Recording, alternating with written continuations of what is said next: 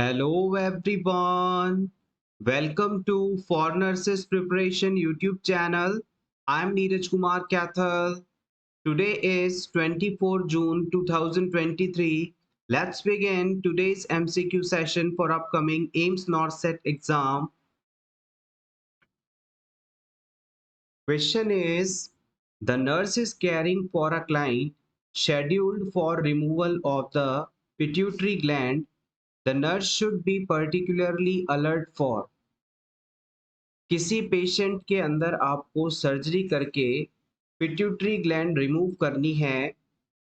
इस पर्पस के बाद, इस ऑपरेशन के बाद क्लाइंट के अंदर कौन सी फाइंडिंग डेवलप होने की संभावना है जिसके लिए आप एज अ नर्स अलर्ट रहेंगे? Nasal congestion, abdominal tenderness, muscle tetany, oliguria.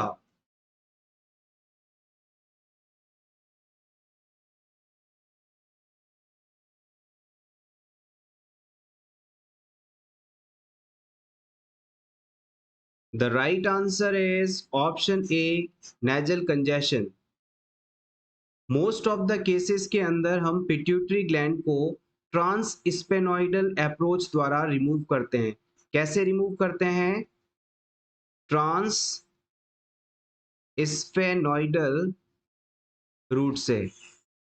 इस रूट का जो एक्सेस होता है वो नोज के थ्रू होता है, यानी नोज से इक्विपमेंट को इंसर्ट करके हम नोज द्वारा पिट्यूटरी ग्लैंड को रिमूव करते हैं। और नोज के रूट को इस्तेमाल करने के कारण यहाँ पर ट्रॉमा हो सकता है और ट्रॉमा के बाद इन्फ्लामेशन हो सकती है और जिससे क्लाइंट का रेस्पिरेशन अल्टर हो सकता है, उसे नेजल कंजेशन जैसी फाइंडिंग हो सकती है। तो याद रखिएगा, पिट्यूटरी ग्लैंड को ट्रांसस्पेनोइडल रूट से रिमूव करने के बाद क्लाइंट के अंदर नेजल कंजेशन और फिर रेस्पिरेशन रिलेटेड डिफिकल्टीज हो सकती हैं और एज अ नर्स आपको ऑपरेशन के बाद इन दोनों ही कंडीशंस के लिए अलर्ट रहना चाहिए। Next question is, eye padding is applied on unconscious patient to prevent. किसी अनकॉन्शियस पेशेंट में आई पैडिंग क्यों लगाई जाती है? ड्राइनेस ऑफ आई को प्रिवेंट करने के लिए, ब्लिंकिंग ऑफ आईज को रोकने के लिए, कॉर्नियल अल्सर डेवलप ना हो जाए इससे रोकने हेतु, या फिर आई मूवमेंट्स को रोकने के लिए।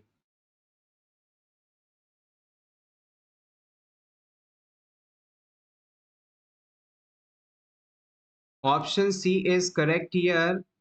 कॉर्नियल एरिया के अंदर आईज का जो कॉर्निया वाला पार्ट होता है उसमें अल्सर्स ना डेवलप हो जाएं, इस चीज से प्रिवेंशन हेतु आई पैडिंग का इस्तेमाल किया जाता है।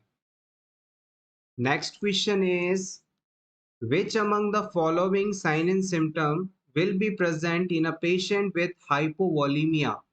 अगर किसी पेशेंट के शरीर में फ्लूइड या ब्लड की कमी हो जाए तो इस सिचुएशन में कौन सी फाइंडिंग देखने को मिलेगी? Increase heart rate, hypertension, bounding pulse, या फिर urine output 30 ml per hour.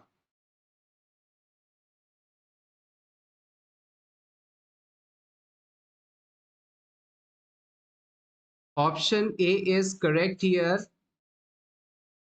जब भी किसी क्लाइंट में फ्लूइड या ब्लड की कमी होती है यानी हाइपोवोलेमिया जैसी कंडीशन डेवलप होती है, तो हमारा हार्ट बॉडी की डिमांड को फुलफिल करने के लिए, बॉडी में पर्याप्त मात्रा में ऑक्सीजन और न्यूट्रिएंट्स पहुंचाने के लिए अपनी एक्टिविटी को बढ़ा देता है, हार्ट रेट को इंक्रीज कर देता है ताकि ज़्यादा से ज़्यादा फ्लूइड को बॉडी ऑर्गन्स तक लगातार पहुंचाया जा सके। तो यहाँ पर इंक्रीज हार्ट रेट वाला ऑप्शन सही माना जाएगा। हाइपोवोलेमिया होने पर इंक्रीज हार्ट रेट देखने को मिलेगी। Next question is, the nurse assist the primary health care provider with removal of chest tube during the procedure. The nurse instruct the client to perform which action? आप किसी doctor के साथ मिलकर patient में लगी चेस्ट ट्यूब को remove करने जा रहे हैं। इस पेशेंट को जब डॉक्टर द्वारा चेस्ट ट्यूब रिमूव की जाएगी, उस समय कौन सा एक्शन परफॉर्म करने के लिए एज अ नर्स आप इंस्ट्रक्शंस देंगे? एक बार फिर से समझ लीजिएगा, चेस्ट ट्यूब रिमूव करते समय क्लाइंट को क्या करना है, ये आपको सेलेक्ट करना है। Take a deep breath and hold it, आप क्लाइंट को गहरी सांस लेकर उसे होल्ड करने के लिए कहेंगे। ऑप्शन बी, ब्रीथ आउट फोर्सली, आप तेजी से सांस को बाहर छोड़ने के लिए कहेंगे। ब्रीथ नॉर्मली, आप बिल्कुल आराम से उसे ब्रीथ करने के लिए कहेंगे। इनहेल डीपली, आप उसे बहुत ज्यादा डीपली इनहेलेशन के लिए कहेंगे, इंस्पायरेशन के लिए कहेंगे।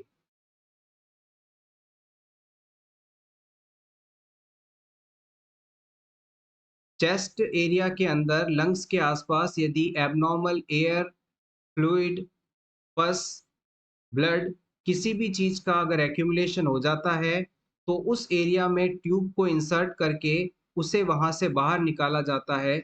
यही चीज चेस्ट ट्यूब या चेस्ट ट्यूब ड्रेनेज सिस्टम कहलाता है।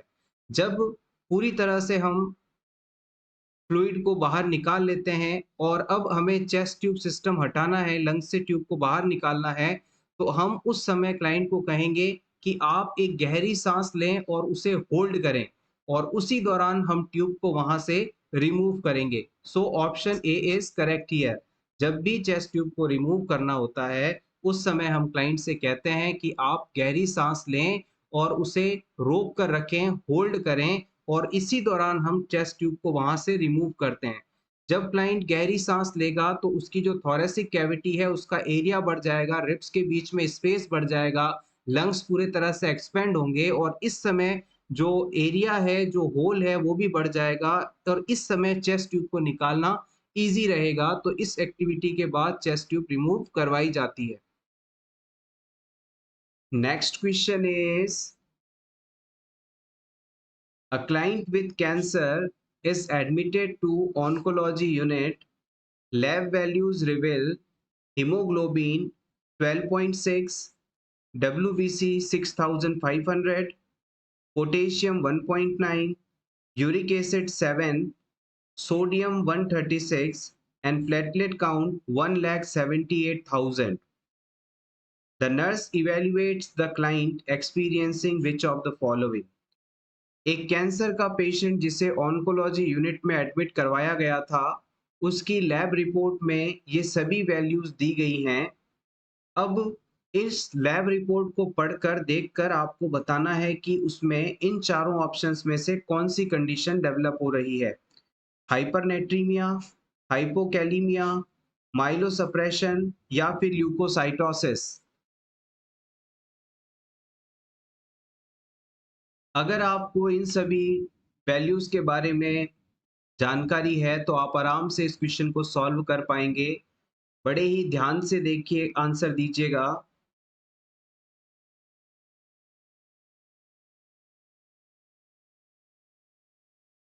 यस, आप बिल्कुल सही हैं।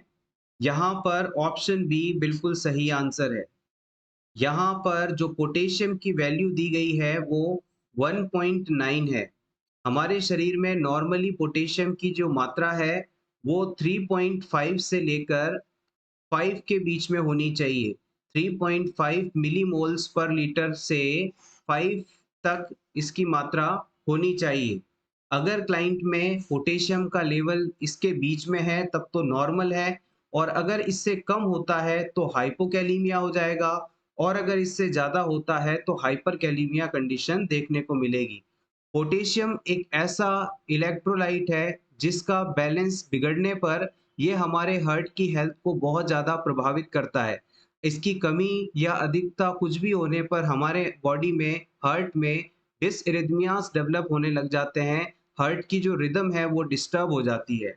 तो यहाँ पर इस क्लाइंट के अंदर पोटेशियम की मात्रा नॉर्मल से कम है, इसे हाइपोकैलीमिया जैसी फाइंडिंग हो रही है।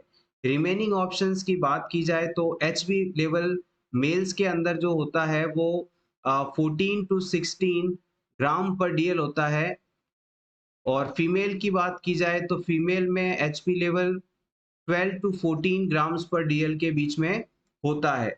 डब्ल्यूबीसी काउंट की नॉर्मल वैल्यू आपसे पूछ ली जाए तो आप बताएंगे 4000 से 11000 के बीच में, 4000 टू 11000 सेल्स पर माइक्रोलीटर। इसके अलावा यूरिक एसिड की बात करें तो यूरिक एसिड का मेल्स के अंदर लेवल पूछा जाए तो आप बता सकते हैं 3.4 से 7.0 के बीच में, और ये mg पर dl में रहेगा। और फीमेल के अंदर बात की जाए तो ये 2.4 से 6.0 mg पर dl के बीच में होता है। ये यूरिक एसिड की नॉर्मल वैल्यूज हैं। सोडियम लेवल आप सभी जानते हैं 135 से 145 के बीच में MEQL के बीच में रहता है, मिली इक्विवेलेंट पर लीटर के बीच में रहता है। प्लेटलेट काउंट नॉर्मली 1,50,000 से 4,50,000 के बीच में रहता है। ये सब यहाँ से नॉर्मल वैल्यूज हैं, आप चाहें तो इसका स्क्रीनशॉट ले सकते हैं आपके रिवीजन के लिए। Next question is total number of chromosomes in each mature germ cell is. किसी फुली मैच्योर जर्म सेल में कुल कितने क्रोमोसोम्स पाए जाते हैं? 23, 24, 46 या 48?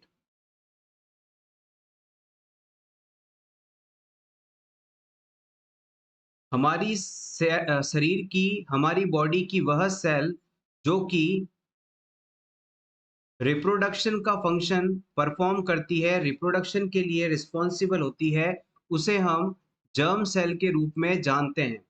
अगर मेल्स के अंदर बात की जाए तो हम स्पर्म को जर्म सेल के रूप में जानते हैं, या इसे इस पर मैटोजोआ लिख लीजिए। और अगर फीमेल में बात की जाए तो जर्म सेल के रूप में हम ओवा या ओवम को मानते हैं।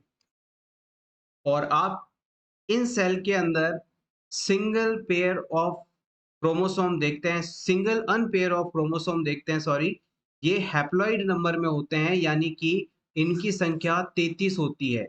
हमारी जो जर्म सेल्स होती हैं उनके अंदर अनपेयर क्रोमोसोम पाए जाते हैं, हैप्लॉइड नंबर में पाए जाते हैं, और इनकी कुल संख्या 23 होती है। Next question is light rays entering in the eye is controlled by। हमारी आईज के अंदर जो लाइट रेज एंटर होती हैं उनकी मात्रा को किससे कंट्रोल किया जाता है? प्यूपिल द्वारा, आइरिस द्वारा, कॉर्निया द्वारा, या फिर लेंस द्वारा? जैसे कि मान लीजिए ये किसी पर्सन की आई है, और ये आई का सेंटर पार्ट है। यहाँ से होकर जो लाइट रेज हैं वो एंटर होती हैं, और यहाँ पर आई का कलर्ड पार्ट होता है। तो अब आप बताएं कि यहाँ पर ये जो होल दिखाई दे रहा है जहाँ से लाइट रेज एंटर होती हैं, इसका क्या नाम है? Yes, exactly, option A is correct here, it is called प्यूपिल। हमारी आंखों में जिस एरिया से लाइट रेज एंटर होती हैं उसे प्यूपिल कहा जाता है। और प्यूपिल के चारों तरफ ये जो कलर्ड पार्ट आप देख रहे हैं, जैसे किसी की ब्लू आइज होती हैं, ब्राउन आइज होती है, ब्लैक आइज होती हैं, तो ये जो कलर्ड पार्ट होता है उसे आइरिस कहा जाता है। तो याद रखिएगा, जब भी हमारी लाइट रेज आइज के अंदर एंट्री लेती हैं तो वो प्यूपिल से होकर गुजरती है, प्यूपिल द्वारा इसकी मात्रा को कंट्रोल किया जाता है। और जब भी आप किसी ब्राइट लाइट वाले एरिया के अंदर जाते हैं तो प्यूपिल्स कॉन्स्ट्रिक्ट हो जाती हैं, और जब किसी डार्क लाइट वाले एरिया में आते हैं, कम रोशनी वाली जगह पर अंधेरा में जाते हैं, तो ये प्यूपिल अपना आकार बढ़ा लेती है ताकि ज़्यादा से ज़्यादा लाइट रेज़ अंदर जा सकें और हम अंधेरे में भी देख सकें। जब आप किसी पास रखे ऑब्जेक्ट पर फोकस करने की कोशिश करते हैं तब भी ये प्यूपिल्स जो हैं कॉन्स्ट्रिक्ट हो जाती हैं, और जब किसी दूर की चीज को आप देखने के लिए फोकस करते हैं तो ये प्यूपिल्स जो हैं डायलेट हो जाती है। इस तरह से ये लाइट रे की मात्रा को कंट्रोल करने के लिए फैलती और सिकुड़ती रहती हैं। Next question is very basic and very important question. Cleaning of thermometer need to be done in which direction after taking temperature? किसी पेशेंट में टेम्परेचर लेने के बाद आप थर्मामीटर को किस डायरेक्शन में क्लीन करेंगे? Bulb to stem, stem to bulb, midway between stem and bulb to stem, midway between stem and bulb to bulb. ये आपके सामने एक थर्मामीटर है, इस थर्मामीटर का ये वाला जो हिस्सा है ये बल्ब वाला पार्ट है और ये वाला जो हिस्सा है ये इसका स्टेम वाला पार्ट है और यहाँ पर अलग-अलग रीडिंग्स लिखी हुई हैं। अब आप बताएं टेम्परेचर लेने के बाद किस डायरेक्शन में इसे क्लीन करेंगे? यहाँ पर सही आंसर होगा option B, stem to bulb. हमने इस बात को अच्छी तरह से पढ़ा है कि हमेशा क्लीनिंग की जो डायरेक्शन होती है वो लेस कंटेमिनेटेड एरिया से मोर कंटेमिनेटेड एरिया की तरफ होती है। जब आप थर्मामीटर को अपने ड्रॉर से निकाल कर टेम्परेचर लेने जा रहे होते हैं, तो आप थर्मामीटर के इस हिस्से को पकड़ते हैं, स्टेम वाले पार्ट को टच करते हैं, तो यहाँ पर ये स्टेम वाला जो पार्ट है मोर कंटैमिनेटेड है।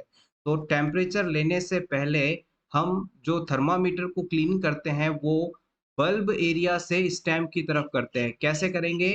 बल्ब से स्टेम की तरफ इसे क्लीन किया जाएगा और जब हम टेम्परेचर लेने के लिए इस बल्ब वाले हिस्से को क्लाइंट के माउथ या एक्सिला वाले एरिया में इंसर्ट करते हैं, रखते हैं, तो ये वाला हिस्सा अब स्टेम वाले हिस्से की तुलना में ज़्यादा कंटैमिनेटेड हो चुका है। तो टेम्परेचर लेने के बाद अब हम स्टेम की तरफ से क्लीन करेंगे, वाइप ऑफ करना शुरू करेंगे और इसे बल्ब तक लेकर आएँगे। होपफुली अब आप इसमें कन्फ्यूज़ नहीं होंगे। टेम्परेचर लेने से पहले हम थर्मामीटर को लेस कंटैमिनेटेड साइड से मोर कंटैमिनेटेड साइड की तरफ क्लीन करते हैं, जो कि बल्ब टू स्टेम की डायरेक्शन होती है, ये वाली। और जब हम टेम्परेचर ले चुके होते हैं, तो पेशेंट की बॉडी से बल्ब वाला एरिया कॉन्टैक्ट में आता है, तो ये मोर कंटैमिनेटेड एरिया बन जाता है। इसलिए जो अब क्लीनिंग की डायरेक्शन है, वो स्टेम से बल्ब की साइड हो जाती है।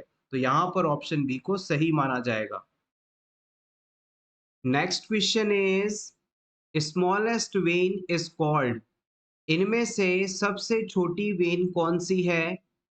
Capillary, vena cava, venules, sinus.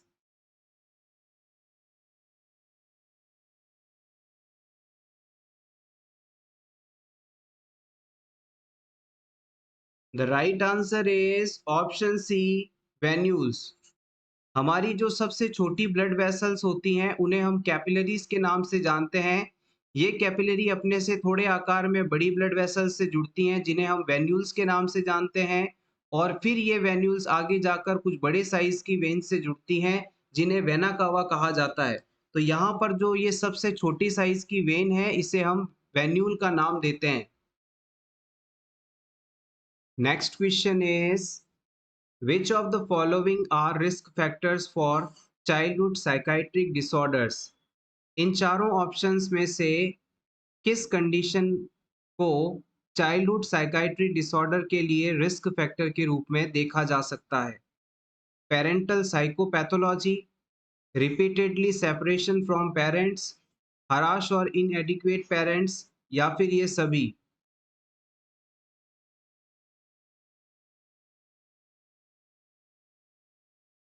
Option D is absolutely correct here. Parental psychopathology, repeated separation from parents, harass, inadequate parent, ये सभी किसी बच्चे में साइकाइट्रिक डिसऑर्डर डेवलप करवा सकती हैं। Next question is all are the components of Braden scale except. इनमें से कौन सा ऑप्शन ब्रैडन स्केल का कंपोनेंट नहीं है? Sensory perception, shear, mobility, length of hospital stay.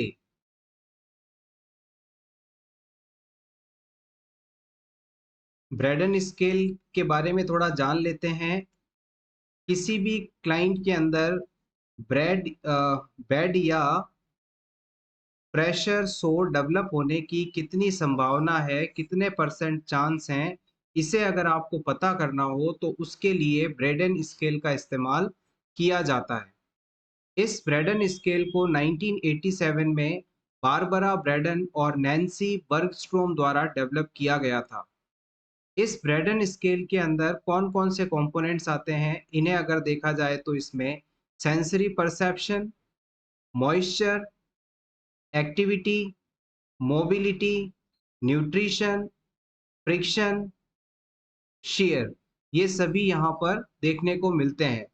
Yes, आप सही हैं। Option D length of hospital stay इसका कंपोनेंट नहीं है।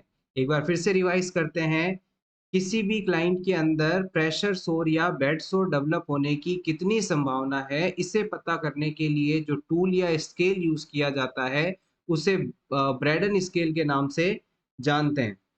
इस स्केल का जो डेवलपमेंट है वो बारबरा ब्रेडन और नैन्सी बर्गस्ट्रोम द्वारा 1987 में किया गया था।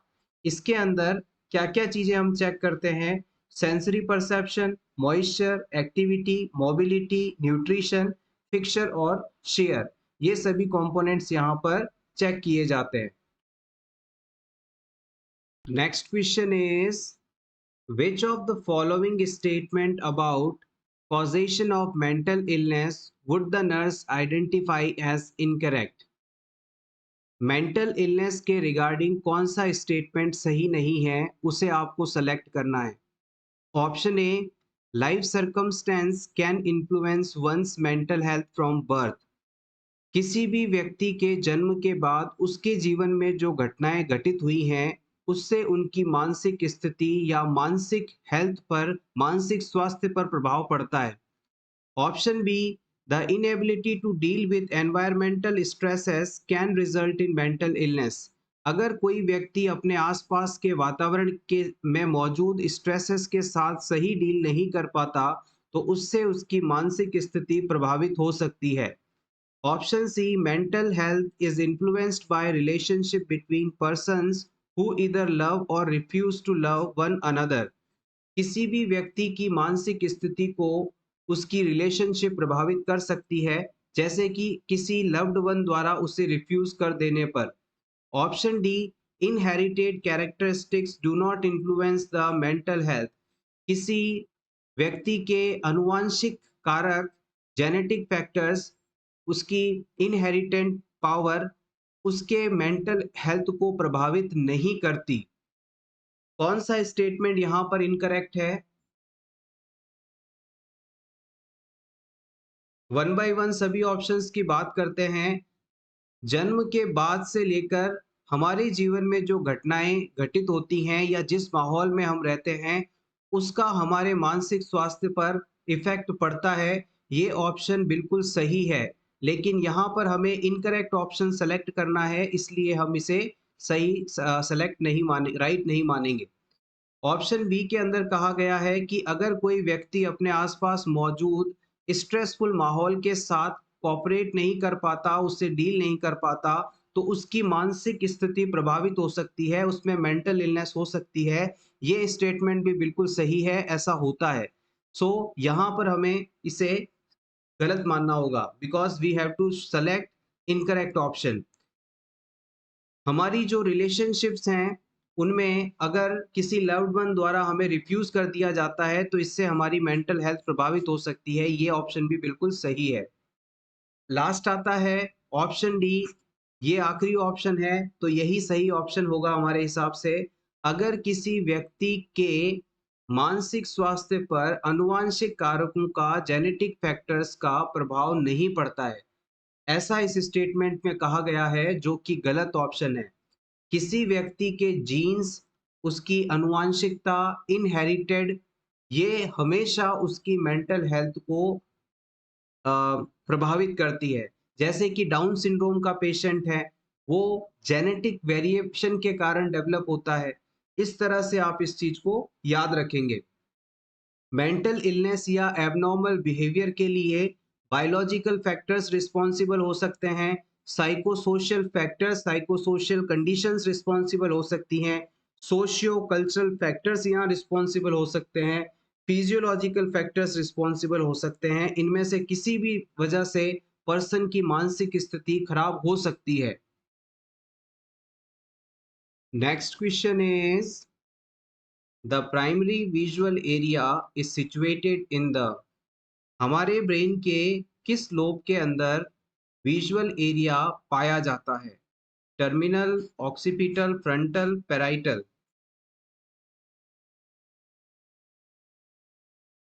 Option B is absolutely correct. हमारे ब्रेन में पीछे की तरफ ऑक्सीपिटल एरिया मौजूद रहता है। इसी के अंदर प्राइमरी विजुअल एरिया या प्राइमरी विजुअल सेंटर पाया जाता है, जिसकी मदद से हम देख पाते हैं। Next question is X-ray study of fallopian tube is known as? Fallopian tube की एक्सरे स्टडी को किस नाम से जाना जाता है?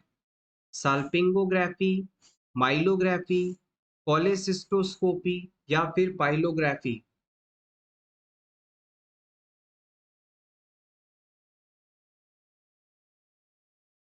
Option A is absolutely correct. Fallopian tube की एक्सरे स्टडी को हम साल्पिंगोग्राफी के नाम से जानते हैं। जिन फीमेल्स के अंदर इनफर्टिलिटी जैसी कंडीशन होती है, उनमें ट्यूबल पेटेंसी को पता करने के लिए फैलोपियन ट्यूब में रेडियो ओपेक कॉन्ट्रास्ट मीडियम को इंसर्ट करने के बाद एक्सरे इमेजेस ली जाती हैं, जिससे ये पता चलता है कि फैलोपियन ट्यूब में किसी प्रकार का ब्लॉकेज तो नहीं। फैलोपियन ट्यूब की कॉन्ट्रास्ट वेट मीडियम के साथ किया गया एक्सरे साल्पिंगोग्राफी के नाम से जाना जाता है। नेक्स्ट हम बात करते हैं, ऑप्शन 2 के अंदर माइलोग्राफी टर्म दी गई है। माइलोग्राफी बेसिकली हमारी जो स्पाइनल कॉर्ड की एक्सरे या रेडियोग्राफिक एग्जामिनेशन होता है। यानी कि अगर हमें किसी पेशेंट की स्पाइनल कॉर्ड में किसी प्रकार की इंजरी, ट्यूमर या सिस्ट के बारे में जानकारी चाहिए, तो हम उसकी स्पाइनल कॉर्ड के अंदर कॉन्ट्रास्ट मीडियम को इंजेक्ट करके रेडियोग्राफिक स्टडी एक्सरे करवाते हैं, जिससे इमेजेस के थ्रू हमें ट्यूमर, सिस्ट या इंजरी के बारे में इंफॉर्मेशन मिलती है। तो सिंपली याद रखिएगा, myelography is a radiographic examination to detect pathology of spinal cord including injury, cyst और ट्यूमर्स। पाइलोग्राफी शब्द में पाइलोग्राफी के बारे में आप जानना चाहें तो नोट कर सकते हैं, किडनी, यूरेटर और ब्लैडर में कॉन्ट्रास्ट मीडियम इंजेक्ट करने के बाद एक्सरे एग्जामिनेशन करना पाइलोग्राफी के नाम से जाना जाता है। इसे कई बार इंट्रावीनस पाइलोग्राम या इंट्रावीनस यूरोग्राम के नाम से भी जानते हैं। Next question is, you tell a 65 years old patient, listen carefully and repeat after me: apple, pen, table. If he repeats these three words immediately after you in the sequence, he has normal. आप किसी 65 साल के old person का assessment कर रहे हैं। आप इस पेशेंट से कहते हैं कि मैं आपको 3 शब्द बोलूँगा, आपको उन्हें सुनना है और मेरे बाद रिपीट करना है। आपने कहा एप्पल, पेन, टेबल। इस ओल्ड मैन ने इसे सुना और आपके बाद तुरंत इसी सीक्वेंस में रिपीट कर दिया। ऐसा करने पर आप इस ओल्ड पेशेंट में किस फाइंडिंग के नॉर्मल होने को पाएंगे? जजमेंट, ओरिएंटेशन, रिकॉल या फिर इनमें से कोई नहीं?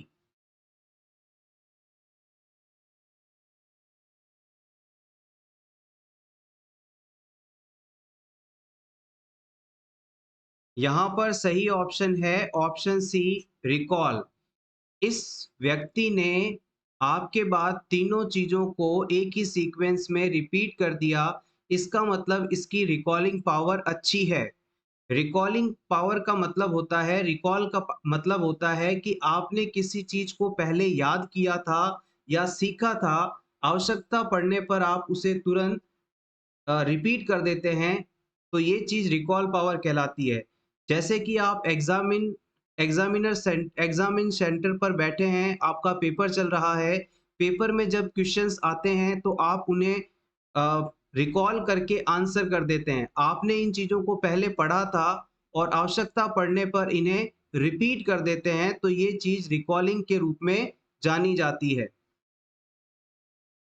Next question is, A characteristic of infant and young children who have experienced maternal deprivation is, अगर किसी इन्फेंट या यंग चिल्ड्रन की मदर डेथ हो जाए यानी उसे मैटरनल डिप्रीवेशन फेस करना पड़े, तो इस बच्चे में कौन सा कैरेक्टरिस्टिक देखने को मिलेगा?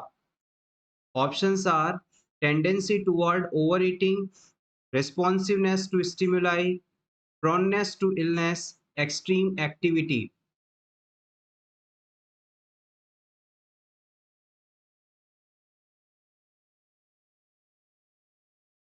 अगर किसी बच्चे की मदर यंग एज में या इन्फेंट एज में डेथ हो जाती है तो उस बच्चे को मैटरनल स्टिमुलेशन नहीं मिल पाता।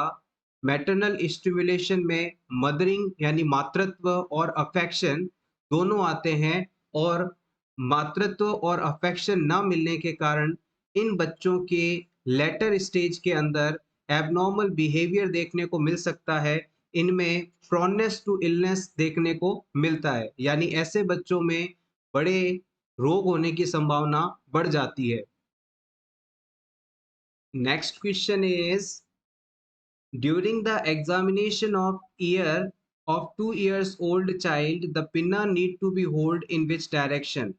अगर किसी 2 साल के बच्चे में आपको ईयर एग्जामिनेशन करना हो तो उसके लिए उसके ईयर पिन्ना को किस डायरेक्शन में आप होल्ड करेंगे? Options are upward and backward, downward and backward, pull it downward या स्ट्रेंथ बैक।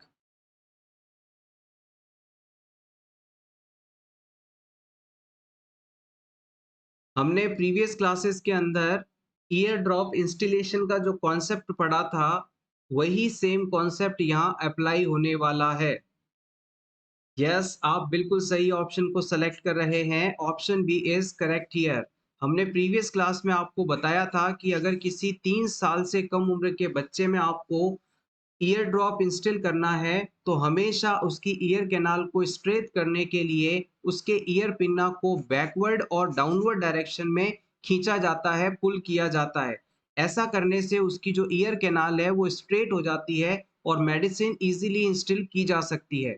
यहाँ पर भी वही कॉन्सेप्ट है। ईयर कैनाल को जब स्ट्रेट कर लिया जाएगा तो आप ऑटोस्कोप को इजीली इंसर्ट करके अंदर का व्यू देख पाएंगे और असेसमेंट कर पाएंगे। अगर आपको 3 साल से बड़े पर्सन के अंदर ईयर एग्जामिनेशन करना है या ईयर ड्रॉप डालनी है तो उसके लिए आप हमेशा पिन्ना को अप बैकवर्ड और अपवर्ड डायरेक्शन में पुल करेंगे। ऐसा करने से इनकी ईयर किनाल स्ट्रेट हो जाएगी और आप इजीली एग्जामिनेशन कर सकते हैं, ड्रॉप को इंस्टॉल कर सकते हैं। Next question is, SARS novel coronavirus belongs to which of the following family? SARS novel corona virus इनमें से किस फैमिली से बिलोंग करता है? स्पाइरोकीट, डीएनए, आरएनए या माइकोसाइट्स?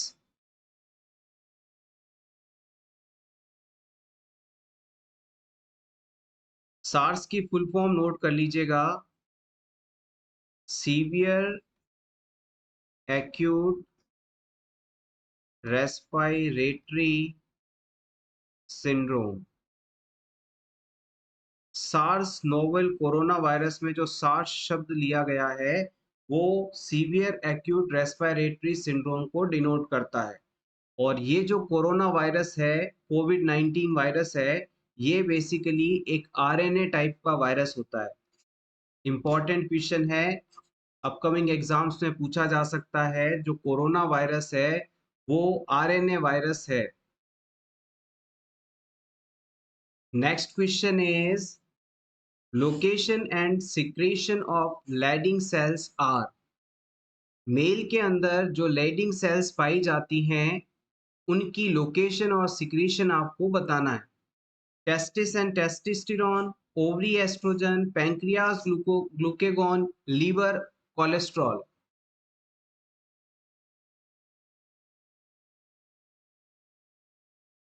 Correct answer is option A. Male के अंदर टेस्टिस में सेमनीफेरस ट्यूब्यूल्स के अंदर इंटरस्टिशियल सेल्स पाई जाती हैं, जिन्हें हम लेडिंग सेल्स के रूप में जानते हैं। और इन सेल्स का काम होता है टेस्टोस्टेरोन नाम के हार्मोन का प्रोडक्शन करना।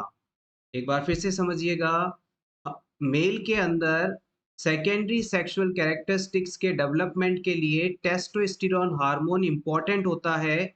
इस हार्मोन का निर्माण लेडिंग सेल्स द्वारा किया जाता है और ये लेडिंग सेल्स जो हैं टेस्टिस की सेमनीफेरस ट्यूब्यूल्स के अंदर पाई जाती हैं। Next question is calcium balance in the body is regulated by with the help of। हमारे शरीर में कैल्शियम की मात्रा को किसके द्वारा रेगुलेट किया जाता है? एल्डोस्टेरोन द्वारा, कैल्सिटोनिन इवैल्यूएशन द्वारा, पैराथॉर्मोन द्वारा या फिर ऑप्शन बी एंड सी के द्वारा?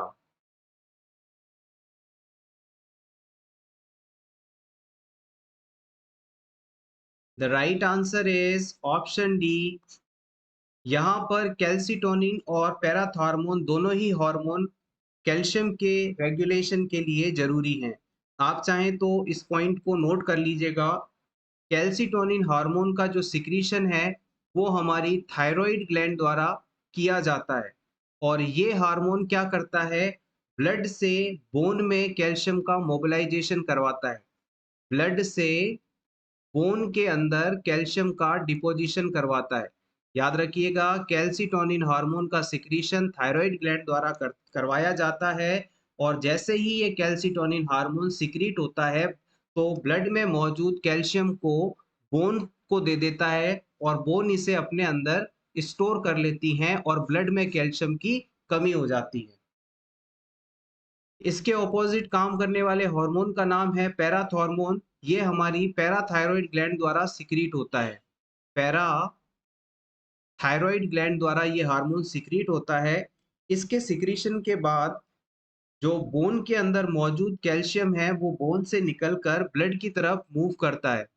बोन में मौजूद कैल्शियम आयन जो है वो ब्लड में चला जाता है due to the effect of parathyroid hormone.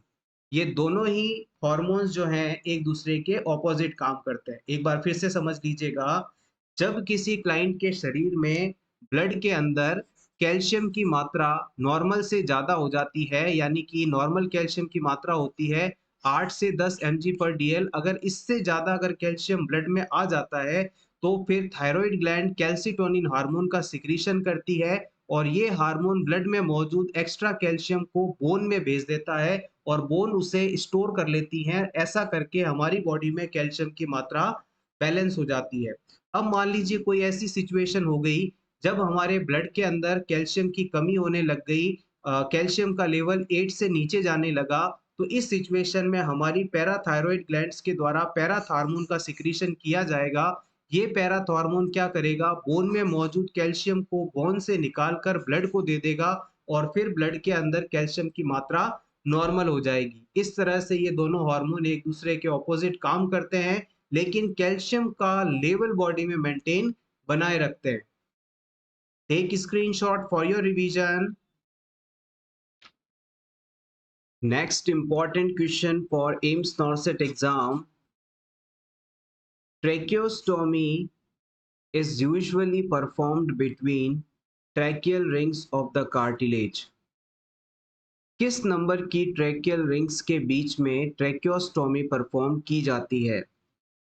Fourth and fifth, third and fourth, second and third या फिर ये सभी? ट्रेकियोस्टोमी के बारे में बात करते हैं। यहाँ पर दो शब्द हैं, ट्रेकिया प्लस ऑस्टोमी।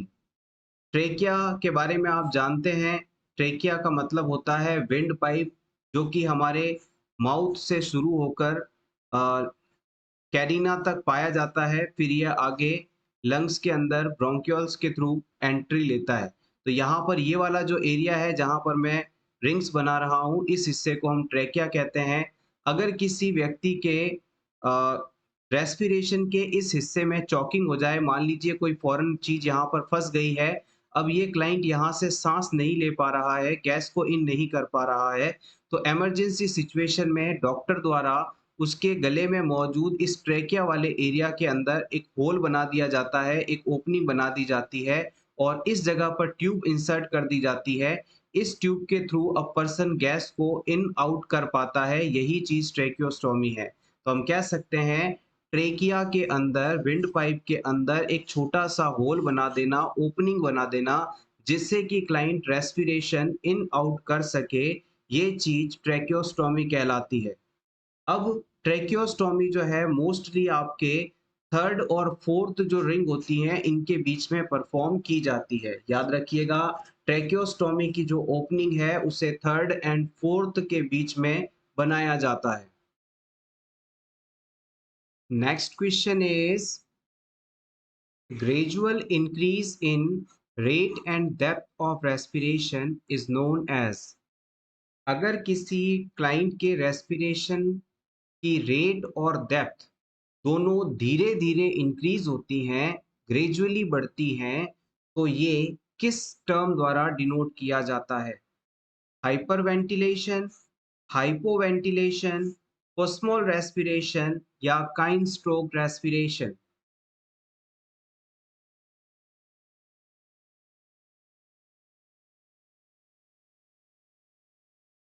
अगर हाइपरवेंटिलेशन जैसी कंडीशन होती है, इसमें रेस्पिरेशन की रेट तो बढ़ती है, लेकिन डेप्थ बढ़े ये आवश्यक नहीं है, इसलिए ये चीज़ यहाँ गलत मानी जाएगी।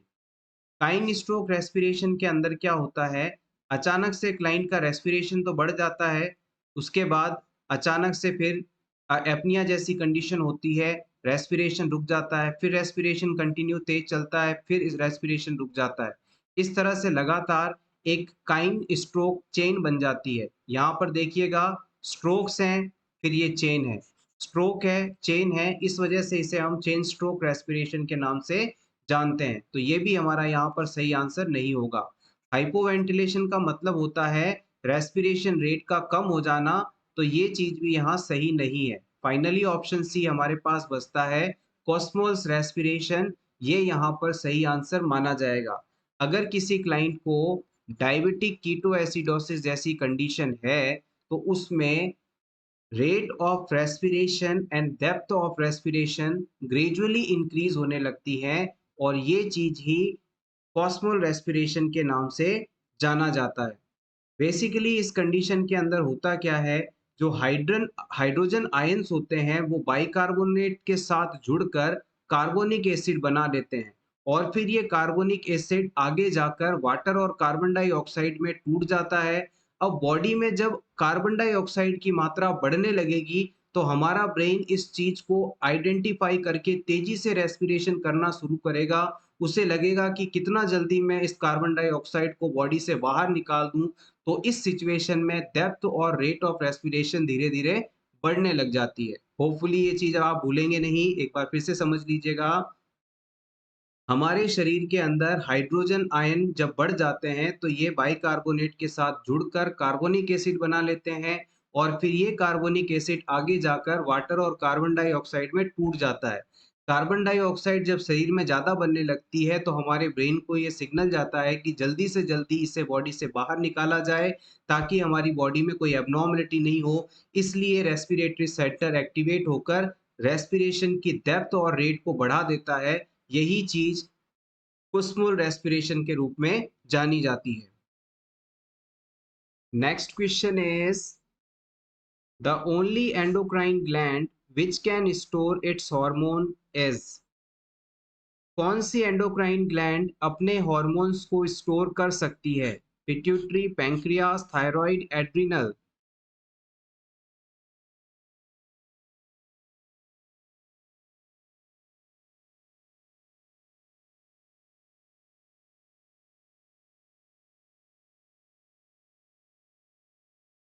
The right answer is option C, thyroid gland.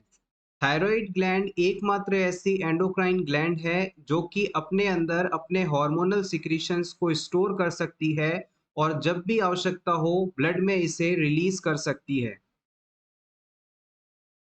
Next question is a major goal of restraining the patient is to. किसी पेशेंट को बांधने का, रीस्ट्रेन करने का सबसे बड़ा उद्देश्य गोल क्या होता है? क्यों किसी पेशेंट को आप हॉस्पिटल में बांध कर रखते हैं? क्या सबसे बड़ा कारण है? उसे फॉल से बचाने के लिए यानी गिरने से बचाने के लिए, अगर पेशेंट बहुत ज़्यादा वॉयलेंस कर रहा है, बहुत ज़्यादा गुस्से में आ गया है, तो उसे कंट्रोल करने के लिए, पेशेंट में कहीं प्रेशर सोर ना डेवलप हो जाए, इस चीज़ से उसे बचाने के लिए या फिर इन सभी रीज़न्स से।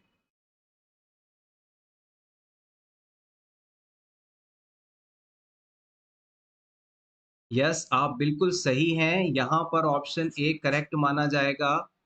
हम ज़्यादातर हॉस्पिटल्स में पेशेंट को बेड से गिरने के कारण इंजरी ना हो जाए, इस चीज़ से प्रिवेंट करने हेतु रेस्ट्रेन करते हैं, बाँधते हैं, टाई करते हैं। Next question is which type of hypersensitivity reaction due to IgE mediated histamine release is called? Immunoglobulin E से रिलेटेड हाइपरसेंसिटिविटी रिएक्शन टाइप का आपको सिलेक्शन करना है। Type 4, type 1, type 3, type 2। IgE mediated histamine release किस प्रकार की hypersensitivity reaction में देखने को मिलता है?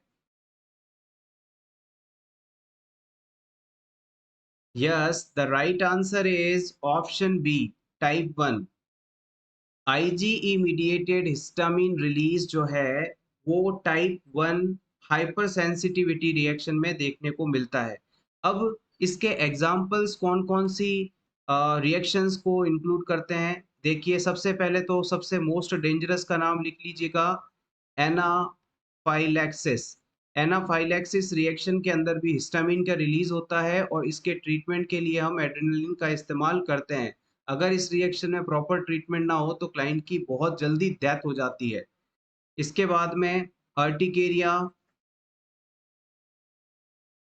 अर्टिकेरिया बेसिकली स्किन एलर्जी है, इसमें इचिंग बहुत ज़्यादा देखने को मिलती है। उसके बाद में आता है एलर्जिक कंजक्टिवाइटिस। Allergic conjunctivitis. इस तरह से 3 इम्पोर्टेंट हैं, एनाफाइलेसिस, अर्टिकेरिया और एलर्जी कंजक्टिवाइटिस। इन तीनों में आईजी मीडिएटेड हिस्टामिन रिलीज देखने को मिलता है। Next question is the term used to describe edema of the optic nerve is। इनमें से किस टर्म की मदद से आप ऑप्टिक नर्व में आई एडिमा को डिस्क्राइब कर सकते हैं? Scotoma, papilloedema, lymphoedema, angioneurotic oedema.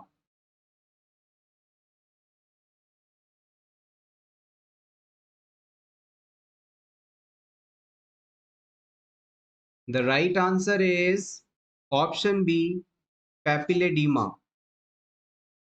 अगर किसी क्लाइंट के ब्रेन में फ्लूइड प्रेशर बढ़ जाता है, इंट्राक्रेनियल प्रेशर बढ़ जाता है, तो इस प्रेशर के इंक्रीज होने के कारण जो ऑप्टिक नर्व होती है ब्रेन में, उस पर लगातार दबाव पड़ता है और इस दबाव की वजह से इस ऑप्टिक नर्व में एडिमा डेवलप हो जाती है, स्वेलिंग हो जाती है, सूजन आ जाती है। यही चीज़ पैपिलेडिमा टर्म द्वारा डिनोट की जाती है। तो याद रखिएगा, ब्रेन में मान लीजिए किसी के ट्यूमर हो गया, ट्यूमर की वजह से इंट्राक्रेनियल प्रेशर बढ़ा और इस प्रेशर के बढ़ने के कारण लगातार लगातार ऑप्टिक नर्व पर दबाव पड़ेगा, जिसकी वजह से उसमें इन्फ्लेमेशन हो जाएगी और ये कंडीशन पैपिलेडीमा के रूप में जानी जाती है। Next very important question, cleaning of bed sore has to be done from. किसी क्लाइंट को यदि बेड सोर हो जाता है, डेक्यूबिटस अल्सर हो जाता है, तो इसकी क्लीनिंग करते समय हमें किस डायरेक्शन में क्लीन करना चाहिए?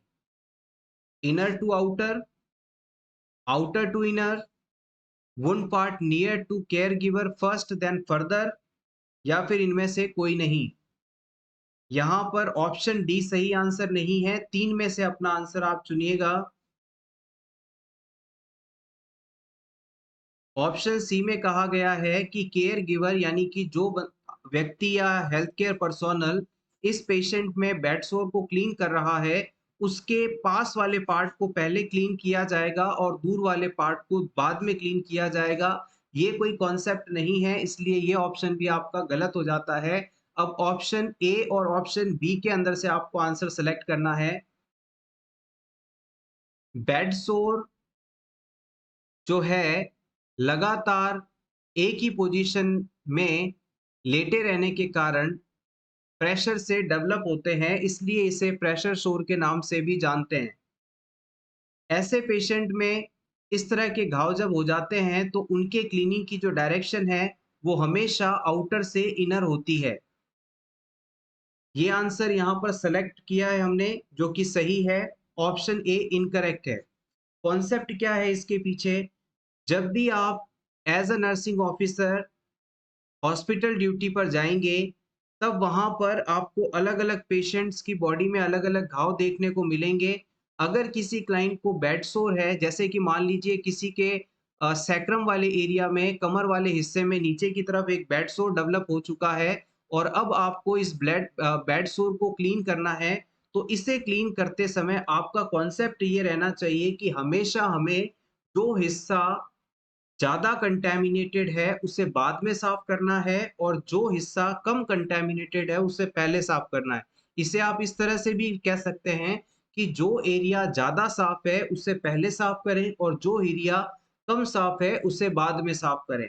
यहाँ पर जब भी आप बेड सोर की बात करेंगे, तो इसे हम हमेशा कंटैमिनेटेड वुंड के रूप में ट्रीट करते हैं। क्या मानते हैं इसे हम? कंटैमिनेटेड वुंड के रूप में मानकर चलते हैं। इस कंटैमिनेटेड वुंड का मतलब होता है कि इसका जो सेंटर पार्ट है ये बहुत ज़्यादा कंटैमिनेटेड है, ये बहुत ज़्यादा गंदा है। तो हमें क्या करना है, इस तरह के घाव को जब भी साफ करना होगा, हम स्वैब लेकर, गॉज़ लेकर बाहर के हिस्से से शुरू होंगे और फिर उसे राउंडेड मोशन में अंदर वाले हिस्से तक लेकर आएँगे। इस तरह से बाहर से अंदर यानी आउटर से इनर डायरेक्शन की तरफ हमें इसे क्लीन करना रहेगा। बाहर से हमने स्वाब लेकर शुरू हुए, बाहर से स्वाब को राउंड मूवमेंट में क्लीन करते हुए अंदर की तरफ लेकर आएँगे और फिर सेंटर एरिया को क्लीन करेंगे। कभी भी अंदर से बाहर आप इसे क्लीन नहीं करेंगे, क्योंकि अंदर वाला हिस्सा ज़्यादा गंदा है, मोर कंटैमिनेटेड है और अगर आपने सेंटर से शुरू करके अंदर से बाहर क्लीन किया, तो बीच में जो माइक्रो ऑर्गेनिज़्म घाव बना रहे हैं, वो ऑर्गेनिज़्म बाहर पहुँच जाएँगे और बाहर भी इन्फेक्शन बढ़ जाएगा और बहुत ज़्यादा डैमेज यहाँ देखने को मिल सकता है। तो इस चीज़ से बचने के लिए हमेशा हम जो बेड सोर वाला वुंड है, उसे आउटर से इनर डायरेक्शन में क्लीन करते हैं। अगर इसी जगह पर मान लीजिए कि कोई सर्जिकल साइट होती, मान लीजिए जैसे ये ऑपरेशन की कोई साइट थी, यहाँ पर सर्जन ने कट लगाकर कोई सर्जरी परफ़ॉर्म की और अब आपसे पूछ लिया जाए कि इस प्रकार के वुंड को आप कैसे क्लीन करेंगे? तो इस प्रकार के वुंड को हम क्लीन करते समय हमेशा हमारी डायरेक्शन अंदर से बाहर की तरफ होनी चाहिए। अंदर से बाहर की तरफ ये डायरेक्शन हमारी होनी चाहिए, क्योंकि यहाँ पर जो मोर कंटैमिनेटेड एरिया है वो बाहर का माना जाएगा, अंदर वाला एरिया बाहर की तुलना में साफ माना जाएगा। इसलिए अ, इन सर्जरी वाले जो वुंड्स हैं उन्हें हमेशा अंदर से बाहर साफ करते हैं और जो बेड सोर्स है उन्हें बाहर से अंदर की डायरेक्शन में साफ किया जाता है, क्लीन किया जाता है। आप चाहें तो इस स्लाइड का स्क्रीनशॉट ले लें आपके रिवीजन के लिए। Next question is, which of the following condition is a medical emergency that can be fatal? इनमें से आपको उस कंडीशन को सेलेक्ट करना है जो कि एक मेडिकल इमरजेंसी है और जिसकी वजह से डेथ होने की संभावना ज़्यादा रहती है। एक्यूट एपिग्लोटाइटिस, लैरिंगोन्यूमोनाइटिस, क्रॉनिक एस्थमा या फिर cystic fibrosis. Which condition is a medical emergency that can be fatal यानी जिसमें मृत्यु होने की संभावना, डेथ होने की संभावना ज़्यादा होती है। फैटल शब्द का मतलब होता है डेथ।